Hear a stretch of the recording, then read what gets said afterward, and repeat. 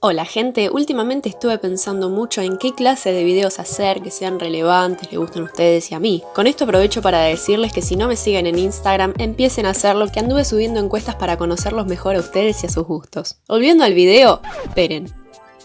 Ahora sí, volviendo al video, como la próxima semana son las fiestas, decidí hacer sobre dos películas navideñas que me gustan mucho. Y no cualquiera, ahora que salí del closet como fan de Jim Carrey, son dos peliculones navideños en los que él es el protagonista. El Grinch y Los fantasmas de Scrooge. Tienen muchas similitudes, como que están ambientadas en Navidad y que Jim Carrey hace de tipo amargo, pero quiero concentrarme en las diferencias de creatividad y producción. El Grinch es un live action de un libro creado por Dr. Seuss o Seuss, en el cual critica la versión comercializada de la Navidad y a quienes se aprovechan explotándola. La película fue parte animada, pero la mayoría de esta la actuaron personas reales, con prótesis para imitar la apariencia de los Ken, y los detalles del proceso se los digo más adelante. Por otro lado, Los fantasmas de Scrooge, también basada en un libro que se llama Depende de dónde vivan, Cuento de Navidad, Canción de Navidad o El Cántico de Navidad, lo escribió Charles Dickens y se publicó allá por el 19 de diciembre de 1843, razón por la cual quería subir el video hoy. Si lo están viendo el mismo día en que lo subí, hoy este cuento cumple 177 años. Es una de las historias más conocidas de Navidad y hecha y rehecha con miles de giros. Sin embargo, la versión de la cual les voy a hablar hoy es la del 2009, que medio habiendo perfeccionado la tecnología y siendo el opuesto más opuesto del Grinch, fue animada por computadora y actuada por actores reales a la vez. Esa de los puntitos, ahora en unos minutitos les cuento. Y antes de empezar, les diría que si les gusta Jim Carrey o por lo menos videos de curiosidades, vayan a ver el que hice de The Truman Show, que voy a dejar el link en la descripción, o el cosito acá que no sé dónde aparece. Y también suscríbanse que no hago videos tan malos, che. Empecemos cronológicamente. El Grinch es una película que fue dirigida por Ron Howard y protagonizada por Jim Carrey y Taylor Momsen, que era así, después fue así y ahora es la cantante de una banda de rock pesado y está así. Y como dije antes, el Grinch es un tipo amargo que quiere arruinar la Navidad sacándole los regalos a toda la población de Villa Quién, pero al final se da cuenta que la parte materialista de las fiestas no es lo importante, sino que es estar en familia, ser bondadoso con los demás, etcétera, etcétera. La trama es básicamente esa. Como toda película navideña, es ficticia porque todos los que se odiaban entre sí terminan abrazándose y amigándose porque Navidad. Yo les vengo a hablar de las partes que a mí me interesan del detrás de escena, el proceso de armado, producción y estreno. En inglés, la narración la hace Anthony Hopkins, por si no sabían, y como es tan genio, grabó la narración completa de la película en un solo día. La prótesis de la máscara del Grinch llevaba 2 horas y media en aplicarse y 1 hora y media en sacarse, o sea que si tenían que estar a las 8 de la mañana grabando, Jim Carrey se sentaba a las 5 de la mañana a que le cubran la cara completamente. Y rodó por 92 días, o sea que si calculamos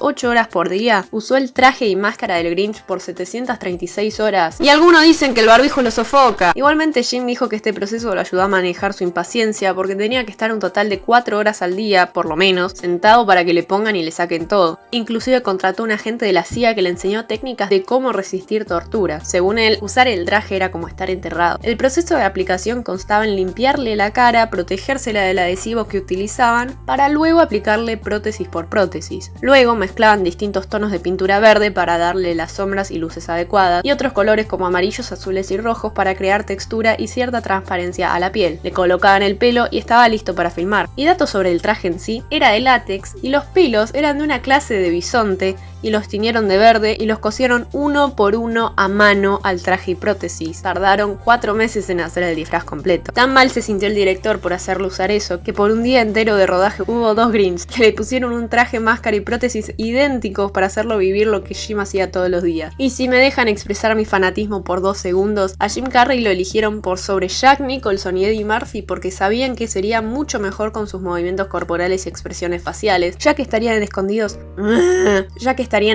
por las benditas prótesis y el chabón este es un exagerado. Pero eso es lo fascinante de esta película. No solo tuvieron que diseñar algo para todos y cada uno de los actores, sino que el personaje principal tenía que ser el superior en cuanto a apariencia y practicalidad. Se tenía que adaptar a los movimientos y expresiones que hiciera Jim Carrey sin ponerle limitaciones. Rick Baker fue el encargado de maquillaje y efectos especiales. Él y el productor Brian Grazer decidieron darle la apariencia a los Ken. Decidieron basarse mayormente en la anatomía humana y hacerlos tiernos de una manera en que fuera fácil de recrear en un grupo grande de actores, y por sobre todas las cosas que haga contraste con la apariencia grotesca del Grinch. Al principio intentaron ser 100% fieles a la apariencia de los libros, pero no se amoldaban al estilo de la película y algunos daban miedo. Según Baker, fue difícil deformar las facciones humanas sin que parezcan totalmente raros. Se decidieron por prótesis ubicados en los pómulos y nariz, a algunos actores le agregaban en la frente y a otros orejas falsas. Y como toda la población de los Quién tenía que usar prótesis para parecerse a los personajes del libro, que llegó un punto en que se cansaron y decidieron hacerlos con efectos especiales cuando hubiera escenas de multitudes, como esta de acá, en la que agregaron por lo menos 200 Quién por computadora. Igualmente les llevó más de 1000 horas en aplicar las prótesis a los actores y extras que las necesitaban. Si queremos seguir hablando de efectos, la escena del principio es un gran ejemplo. Cuando hacen el paneo de Villa Quién, aparecen alrededor de 40.000 árboles dibujados por computadora. Qué laurito, Mucha de la arquitectura de los sets estaba hecha de telgopor, no voy a discutir la pronunciación de esa palabra, déjenme en paz, pero para hacer todas las casas y edificaciones utilizaron 6 millas de ese material, que son 9.600 kilómetros aproximadamente. El set de Villa Quién estuvo en su mayoría ubicado en los estudios de Universal, detrás del Bates Motel de Psicosis, y en uno de los recreos que tuvo, Jim Carrey se calzó un vestido y empezó a correr con un cuchillo a turistas que estaban haciendo un tour por el estudio. O sea, imagínate estar tranquita en un tour de Universal y cruzarte a un Jim Carrey demente en vestido. Literalmente mi sueño. Como los mundos de los libros de Dr. Seuss, el autor del Grinch, están llenos de curvas y formas raras, el director Ron Howard hizo que este universo tuviera la menor cantidad de líneas rectas posible, razón por la cual a veces la cámara está en plano holandés. Pues, se hacía la que sabía. Volvamos de nuevo. No quería líneas rectas, por ende hizo que la cámara esté inclinada en muchas tomas. Y son detalles como este que hace que una película aumente en calidad. Quizás uno ve el Grinch y dice, sí, linda película, pero meh. Por lo menos así la pensaba yo. Uno la ve sin investigar y no impacta tanto. Ahora con estos datos, por lo menos yo la respeto mucho más. Haciendo transición a Los fantasmas de Scrooge, también es una película muy interesante por cómo estuvo dirigida y las decisiones que el equipo tomó para hacer que se destacara por sobre las demás versiones. Un cuento de Navidad es una historia muy hecha por Disney varias veces, que trata sobre un tal señor Scrooge. Este chabón es la peor escoria capitalista y apática que existe. Su sobrino lo invita a cenar en Navidad y él le dice que no, y también tiene a cargo un empleado y lo hace laburar en Navidad. Amo que esto es terrible en un país primermundista y acá es tipo, claramente el flaco está en negro, ¿qué se le va a hacer? Pero esa noche lo visita el fantasma de un socio que era igual de choto y ambicioso que él, advirtiéndole que si no cambia su forma de ser va a pasar la eternidad arrepintiéndose. Y después se le aparecen 3 espíritus, el de la Navidad pasada, presente y futura. El primer espíritu le muestra su pasado en épocas navideñas. Aparentemente tenía una prometida, pero ella lo dejó cuando él se obsesionó con la plata, y sin poder soportar los recuerdos, apaga el espíritu que se parece a una llama.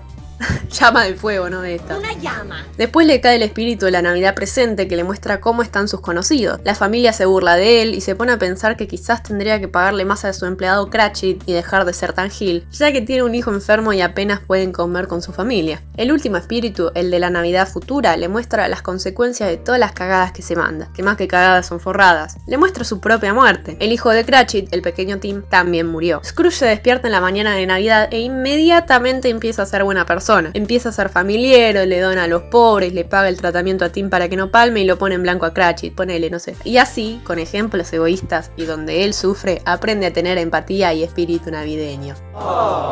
La trama es mucho más compleja y más simbólica que la del Grinch porque partamos de la base de que un autor se llama Dr. Seuss y el otro es Charles Dickens. Una de las cosas lindas de esta película que me puso nostálgica es que el director es el mismo que hizo Expreso Polar, película que la mayoría de nosotros disfrutábamos en épocas navideñas. Inclusive en una escena aparece una marioneta con la apariencia de Scrooge y no sé si habrá sido pista de que también haría un cuento de Navidad, pero viniendo del mismo director no lo veo como coincidencia. Su nombre es Robert Zemeckis e hizo ambas películas con el sistema de captura de movimiento o motion o performance capture. Él decidió tener un elenco muy reducido contando con solo 8 actores sin contar a los extras. Los actores principales interpretan muchos personajes en la película. Por ejemplo, Jim Carrey hace del señor Scrooge, niño, joven, adulto y viejo, y de los 3 espíritus de Navidad. Aparece Gary Oldman haciendo del empleado, del socio y de Tim, y Colin Firth solo hace del sobrino Fred, pero lo nombro porque también es un actorazo. El director les dio la oportunidad a los actores de interpretar varios roles y esto demuestra el nivel del elenco. Uno no nota que Gary Oldman hace del socio y también del pequeño Tim, porque a partir de cambios drásticos en su voz, sus movimientos y expresiones faciales, pensamos que son 2 personas totalmente distintas. No voy a repetirme, pero uno de los motivos por los cuales Jim Carrey también es protagonista en esta película. Muchas veces los actores decían lo difícil difícil que fue trabajar con este sistema de mocap, porque no solo había que imaginar todo el set, sino que cada vez que iniciaban una escena tenían que hacer la pose en T para que la computadora detectara todos los puntitos en su cuerpo, si no solían aparecer sin extremidades. El motion capture se creó por razones médicas. Veían cómo una persona se movía o caminaba para entender mejor las condiciones que padecía. Cuando pasó a la industria de videojuegos y películas, empezó a popularizarse y de hecho fue Tom Hanks el que dijo performance capture en vez de motion capture, porque empezaron a capturar el cuerpo con las expresiones faciales y la voz. Hay distintos tipos de captura de movimiento, pero el que fue usado en Los fantasmas de Scrooge y la mayoría de las películas que usan esta tecnología se basa utilizando esferas, generalmente hechas de vidrio o un material reflectivo, o marcadores que van estratégicamente ubicados en ciertas partes del cuerpo. Las cámaras que capturan los movimientos tienen una luz infrarroja que hace que estos marcadores sean notados por el sistema. Para registrar las expresiones faciales se utiliza una tecnología parecida a la que se usan en filtros de Instagram, Snapchat o esas plataformas. Si ven un detrás de escenas de estas películas y los actores tienen una cámara bien cerquita de la jeta, ya saben por qué es. Y ya que quise subir un video en el aniversario de La joyita de Dickens, en la película también jugaron mucho con la fecha. Podemos ver que en el certificado de muerte del socio falleció el 24 de diciembre de 1836 y después adelantan a 7 años en el futuro, haciendo que el año en que transcurre la historia sea 1843, que por si se olvidaron fue el año en que se publicó el libro. La otra referencia que se hace es cuando el espíritu de la Navidad presente menciona que tiene 1842 hermanos, que incluyéndolo a él formarían 1843. ¿Y cómo son las fiestas? Hablemos de plata. Hacer el Grinch costó 123 millones de dolaruskis, pero no se preocupen porque juntaron casi el triple. Ganaron 345,4 millones de dólares, versus el estimado de Los fantasmas de Scrooge que pusieron 175 millones e hicieron 325 millones de dólares. Datos que podríamos analizar basándonos en los años del estreno, las estadísticas de cuántas personas iban al cine, etcétera, etcétera, pero no tengo ganas de hacer matemática. Y aunque son solo 2 películas navideñas, uno puede aprender mucho de ellas. Personalmente esta clase de películas se me hace muy cursi, pero a veces es necesario mirarlas. Es lindo encontrar esa película que da un poquito de alegría y te hace sentir maripositas cuando más las necesitas. Este año fue complicadísimo, objetivamente malo y para algunos el peor, pero en esta fiesta, sea cual sea la que festejen, quiero desearles felicidad y que lo celebren de la mejor manera porque todos nos merecemos eso.